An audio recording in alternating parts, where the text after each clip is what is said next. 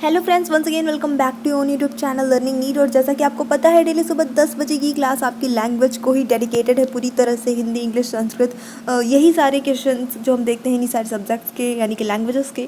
तो यहाँ पे इंग्लिश के मैंने आपको स्टैंडर्ड लेवल के क्वेश्चन स्टार्ट किए हैं प्रोवाइड कराना, क्योंकि बेसिक लेवल जो है या फिर जो कह सकते हैं कि एसएससी लेवल तक के क्वेश्चन जो हैं वो आपको मैंने 100 के समथिंग प्रैक्टिस सेट ऑलरेडी करा दी है। बेसिक आपका उससे एक तरह से क्लियर हो चुका है।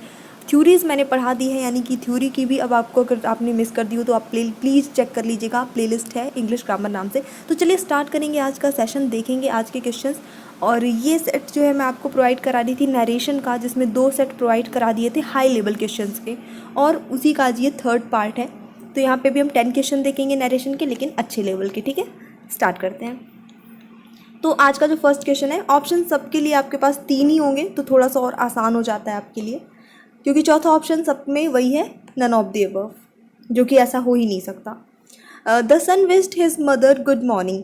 तो ये जो है आपका इनडायरेक्ट नरेशन में लिखा है, इसको डायरेक्ट में चेंज करना है। The son said to his mother good morning. The son wished good morning my mother. The son told his mother good morning. Direct में करेंगे, मतलब जो क्या चीज़ रहेगा जब इसको इनडायरेक्ट करने पे ये आए। चलिए देख लेते हैं सही आंसर क्या होगा। देखिए, गुड मॉर्निंग विश किया, मतलब अपनी मम्मी से वो क्या बोला होगा, बेटे ने गुड मॉर्निंग कहा होगा।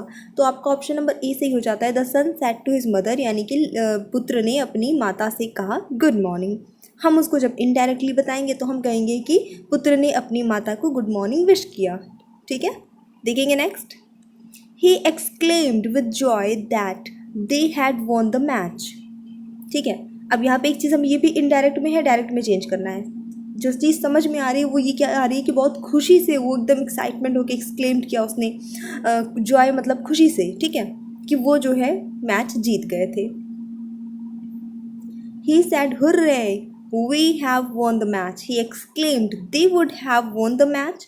ही asked me hurray we have won the match. काफ़ी आसान, बहुत ही आसान। तो देखिए, एक चीज़ तो यहाँ पे समझ में आ रही है बहुत ही क्लियर, कि दे यहाँ पे जो यूज़ हुआ है वो किसके लिए, इन लोगों, इसके लिए यूज़ हुआ है। अब आप बोलेंगे ही के साथ दे का यूज़, क्योंकि जब कोई एक टीम का मेंबर है, कोई एक मेंबर है, वो एक्सक्लेम कर रहा है, लेकिन क्यों कर रहा है कि दे हैव, मतलब कि पूरी टीम जो है वो मैच जीत गई है ना। हम क्या क्या क्या कहते हैं कि हम मैच जीत गए, क्या है, हम रहे, क्या मैं रही हूँ ये चीज़, ठीक है, लेकिन हम बोल के आ रहे हैं हम मैच जीत गए, मतलब मेरे साथ जो मेरी टीम थी, हम जो भी मेरा पार्टनर था, सब लोग जीत गए। ठीक है, तो इस वजह से यहाँ पे दे लगा है, तो जाहिर सी बात है कि यहाँ पे आपका ऑप्शन नंबर ए सही होगा। ही सैड, उसने कहा hurrah we have won the match, हम मैच जीत गए। कहा उसने, लेकिन जीता कौन है, हम, मतलब कि ये और इसके सभी साथी। बिल्कुल कॉमन सेंस लगानी है कि अगर हम उस जगह पे होते तो कैसे कहते, ये सोचिएगा, कभी गलत नहीं होगा नरेशन वाला क्वेश्चन। और principal applauded saying that we had done well. अब ये क्या कह रहा है इनडायरेक्टली, घर में आके शायद अपनी मम्मी से बता रहा है कि हमारे प्रिंसिपल ने हमारे उधर अपलॉड, मतलब ताली बजाई, क्लैपिंग करना, थोड़ा सा किसी को अप्रिशिएट करने के लिए। क्लैपिंग भी कई तरह की होती है, तो जो किसी को अप्रिशिएट करने के लिए तालियां बजाते हैं, किसी का उत्साहवर्धन के लिए तालियां बजाते हैं, वो अपलॉड कहलाती है। तो अपलॉडेड अस सेइंग दैट, ये कहते हुए कि हमने बहुत अच्छा किया है। तो ये तो ऐसे ही इनडायरेक्टली अपनी मम्मी को बता रहा है, लेकिन जब ये चीज़ हुई होगी स्कूल में, तब प्रिंसिपल ने कैसे, किन शब्दों में बोला होगा, वो आपको बताना है। और principal said bravo you have done well. और principal told us bravo you have done well. और principal applauded us saying do well.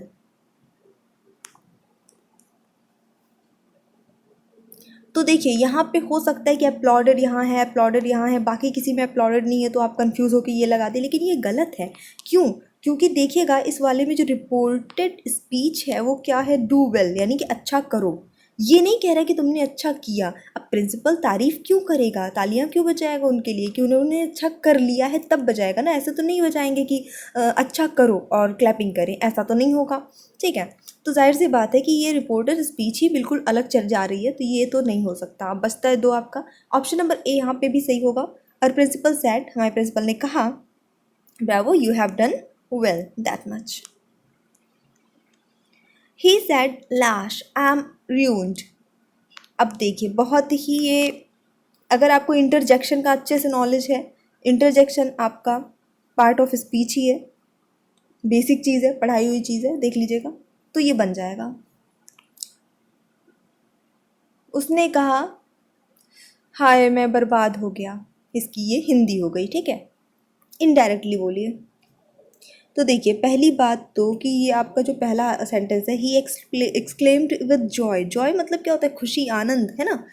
अब कोई बर्बाद हो गया है तो, और ये वैसे भी ये वाला जो इंटरजेक्शन है ये दुख प्रकट करता है, खुशी प्रकट नहीं करता है, तो ये वाला ऑप्शन तो पहले ही आपका एलिमिनेट हो जाता है। दूसरा जो है, ही exclaimed with sorrow, he exclaimed with sorrow, बिल्कुल सही है। सॉरो मतलब दुख होता है, दुख के साथ उसने बोला है ना। That he. अब यहाँ पे बस फ़र्क इतना है, इसमें क्या लगा है, वॉज लगा है, इसमें इज लगा है, बाकी सब ये सेम है। चलिए देख लेंगे, तो यहाँ पे ऑप्शन नंबर सी ही सही होगा, वॉज वाला ही सही होगा। क्यों? क्योंकि जब रिपोर्टेड वर्ब आपका पास्ट टेंस में है तो रिपोर्टेड स्पीच का टेंस भी बदलेगा। बदलेगा कि नहीं? पढ़ा हुआ है ये सारा रूल, तो बिल्कुल यहाँ पे इसका वॉज हो जाएगा। बाकी सब कुछ सेम ही था बी एंड सी ऑप्शन में। आई sad what a beautiful girl she is. मैंने कहा वाओ वो कितनी सुंदर लड़की है ना। मतलब वाओ नहीं बोला, मतलब वो मन में निकल गया, लेकिन मैंने ऐसा बोला, ठीक है। इसको इनडायरेक्टली बोलना है, किसी को बताना है। I exclaim that she was a very beautiful girl. I exclaim that the girl was very beautiful. I said what she was a beautiful girl. So यहाँ पे जो आंसर आएगा इस क्वेश्चन के लिए वो अगेन आपका ऑप्शन नंबर ए ही होगा। I exclaimed that she was a very beautiful girl. Simple सी बात है, बस यहाँ पे क्या वॉट जो ये फीलिंग आई थी, यानी कि आश्चर्यचकित होने वाली फीलिंग आई थी, भावना आई थी, एक्सक्लेमेशन साइन लगा था, उसके लिए हमने यहाँ पे एक्सक्लेम्ड ऐड कर दिया, तो ये सारी चीज़ें अपने आप हट गई। फिर that she was a very beautiful girl, क्योंकि ये पास्ट फॉर्म में है तो ये भी इज जो है वो हमेशा वॉज में चेंज होगा, ठीक है।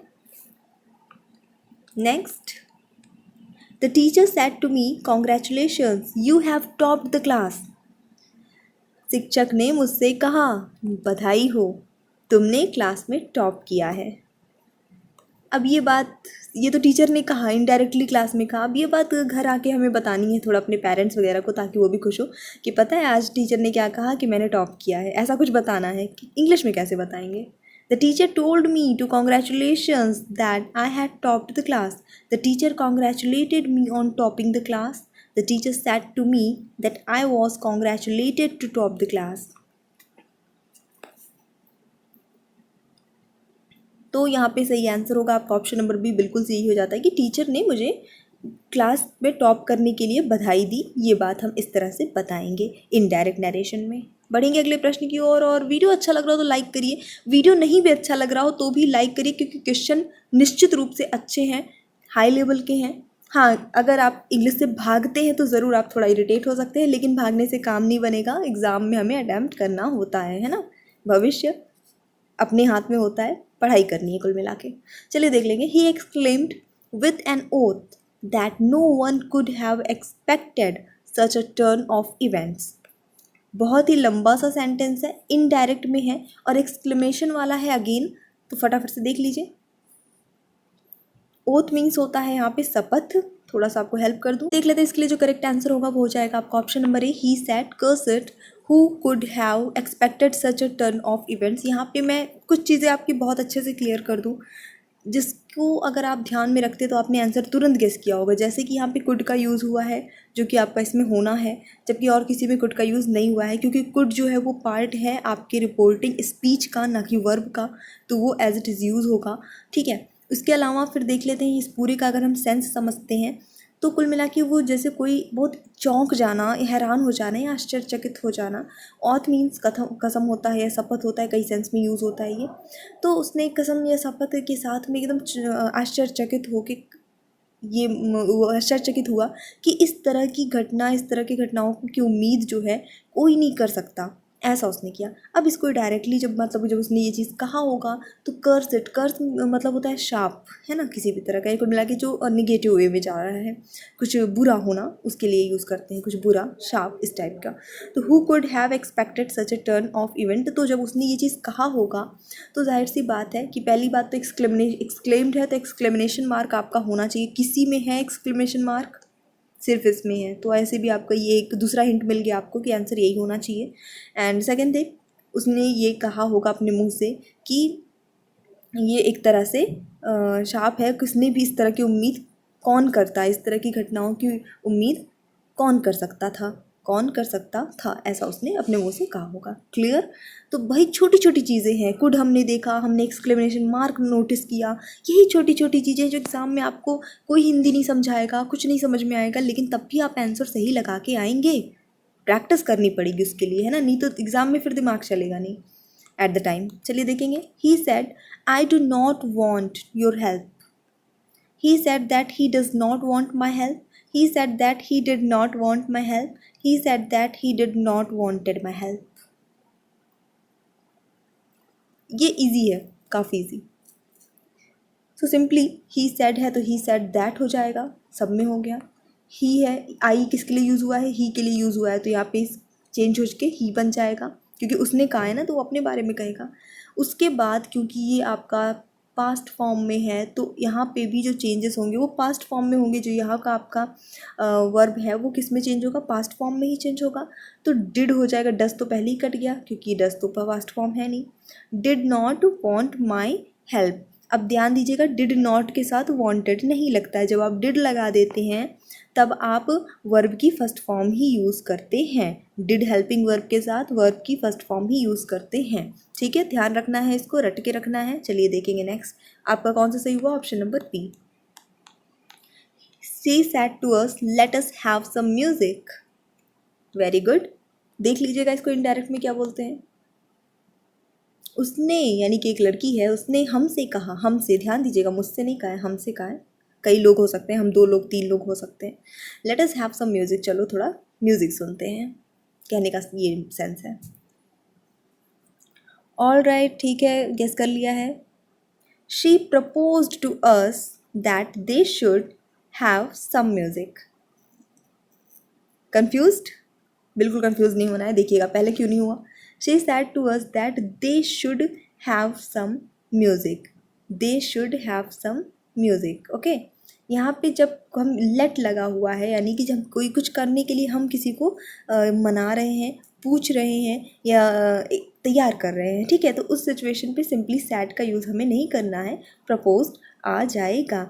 जैसे कहते हैं चलो डांस करते हैं, चलो डांस करते हैं, तो मतलब प्रपोज किया डांस करने के लिए कि चलो डांस करते हैं। प्रपोज का मतलब प्रस्ताव देना है होता है, सिर्फ वो मैरिज वाला प्रपोज नहीं होता है, ठीक है। प्रपोज का मतलब किसी भी चीज़ के लिए प्रस्ताव देना होता है। क्लियर? तो यहाँ पे आपका ऑप्शन नंबर बी सही हो जाता है। देखेंगे next question. If reporting verb, ठीक है, ये आज का मेरा फेवरेट क्वेश्चन है और इसका आंसर भी मैंने बताने वाली हूँ, क्योंकि आपको कमेंट सेक्शन में जाके बताना है इसका आंसर। उसके बाद फिर जिसका आंसर सही रहेगा, सबसे पहले जिसका आंसर सही आएगा उसका आंसर मैं पिन कर दूंगी। If reporting verb is in present of future, what happens with the verb of the reported speech. अगर रिपोर्टिंग वर्ब जो है वो प्रेजेंट टेंस या फ्यूचर टेंस में है तो रिपोर्टेड स्पीच के वर्ब का क्या होता है? चेंज हो जाता है? कभी चेंज नहीं होता, चेंज हो जाता है, ओमिटेड है, या फिर वो इनमें से जो आपके ऑप्शंस हैं उनमें से कोई नहीं। ठीक है, ओमिटेड मीन्स एक यहाँ पे एक अच्छा सा वर्ड भी आपको मिल जाता है। चलिए क्वेश्चन आपके लिए चेंज हो जाता है, ओमिटेड की मीनिंग बताइए से कमेंट सेक्शन में जाके, इसका आंसर मैं बता देती हूँ फिलहाल। कभी चेंज नहीं होता है, ठीक है। ओमिटेड का अर्थ भी थोड़ा सा हिंट कर रही हूँ, जो चीज़ें लॉस्ट हो, इंग्लिश में बता रही हूँ, लॉस्ट हो, हिंदी में जाके आप कमेंट सेक्शन में बताइए, ठीक है। या so thanks for watching, keep studying and question पसंद आए तो लाइक करिएगा, शेयर करिएगा, चैनल पे न्यू है तो सब्सक्राइब करिएगा। डेली सुबह 10 बजे क्लास होती है। Bye bye.